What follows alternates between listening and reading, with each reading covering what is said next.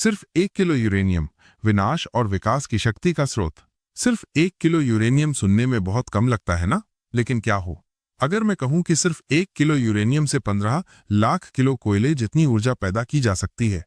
और ये धातु इतनी ताकतवर है कि इससे बिजली भी बनती है और बम भी। आज हम जानेंगे यूरेनियम की असली ताकत, इसके खतरों और इसकी अंतर्राष्ट्रीय राजनीति के बारे में। और आज हम बात करने जा रहे हैं एक ऐसी धातु की जो देखने में आम लगती है, लेकिन इसके अंदर छिपी है विनाश और विकास दोनों की ताकत। जी हाँ, हम बात कर रहे हैं यूरेनियम की, वो धातु जिससे चलते हैं न्यूक्लियर पावर प्लांट्स और बनते हैं परमाणु बम। तो चलिए शुरू करते हैं आज की विज्ञान और ऊर्जा से भरी ये यात्रा। यूरेनियम क्या है? यूरेनियम एक प्राकृतिक रेडियोधर्मी धातु है जिसका प्रतीक है यू और परमाणु क्रमांक है 92। यह हल्की चांदी जैसी दिखती है, लेकिन इसकी खासियत यह है कि ये रेडियोधर्मी है, यानी इससे ऊर्जा निकलती है और वो भी बहुत ज्यादा। 1 किलो यूरेनियम से कितनी ऊर्जा मिलती है?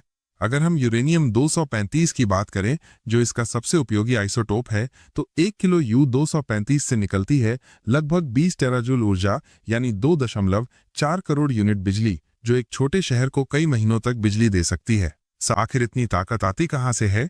जब यूरेनियम के परमाणु न्यूट्रॉन से टकराते हैं तो वे फटते हैं और इस प्रक्रिया को कहते हैं न्यूक्लियर फिशन। इस फिशन से बहुत ज्यादा गर्मी निकलती है, जिससे पानी भाप में बदलता है और फिर वही भाप टरबाइन घुमाकर बिजली पैदा करती है। यही तकनीक परमाणु संयंत्रों में काम आती है। अगर यूरेनियम इतना ताकतवर है तो हर देश क्यों नहीं इसका इस्तेमाल करता?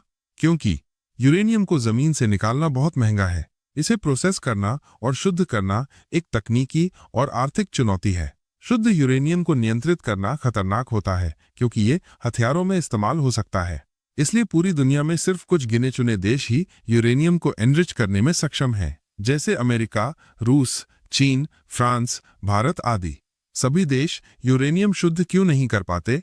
क्योंकि ज्यादातर देशों में तकनीक की कमी है। इसके लिए बहुत एडवांस सेंट्रीफ्यूज और कंट्रोल सिस्टम चाहिए। भारी खर्च, हजारों करोड़ रुपए का निवेश, राजनीतिक प्रतिबंध, एनपीटी जैसी अंतर्राष्ट्रीय संधियां और IAEA की निगरानी। यही कारण है कि ये तकनीक सिर्फ चुनिंदा देशों के पास है।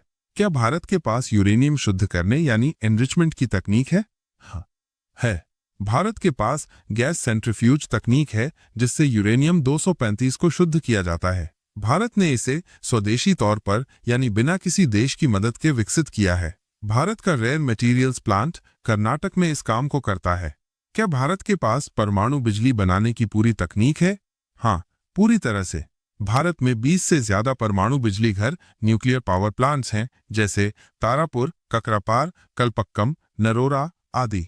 भारत ने अपनी खुद की pressurised heavy water reactor PHWR technology विकसित की है। अब Bharat fast breeder reactors FBR पर भी काम कर रहा है, जो आने वाले भविष्य की टेक्नोलॉजी है।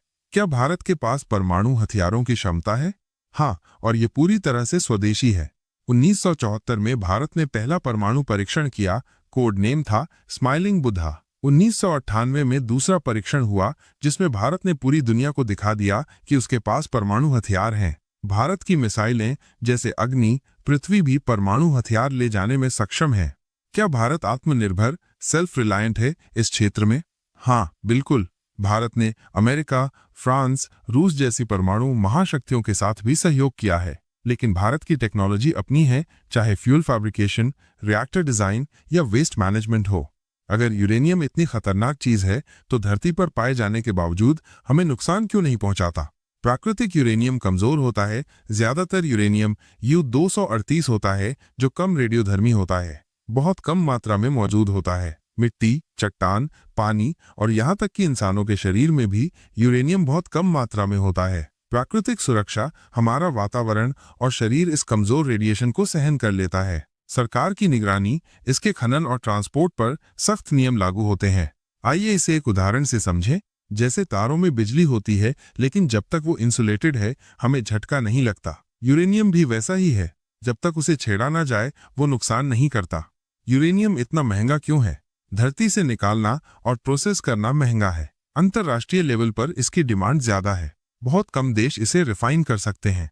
मई 2025 में यूरेनियम का स्पॉट प्राइस था करीब $51 और 83 सेंट प्रति पाउंड, यानी करीब 9,500 रुपये प्रति किलो था। लेकिन अगर इसे हथियार या रिएक्टर ग्रेड तक ले जाया जाए तो कीमत 1 करोड़ रुपए प्रति किलो तक भी हो सकती है।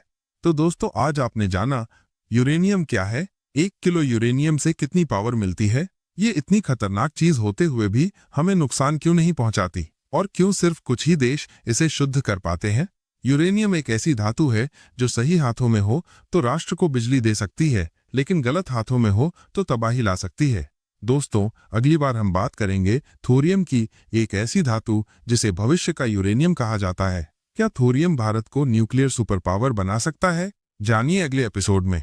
अगर आपको आज का वीडियो पसंद आया हो तो लाइक जरूर कीजिए, चैनल को सब्सक्राइब करना ना भूलें और कमेंट करके बताइए आपको यूरेनियम की कौन सी बात सबसे रोचक लगी। मिलते हैं अगले वीडियो में, तब तक के लिए जुड़े रहिए द इंग्लिश न्यूज के साथ। धन्यवाद।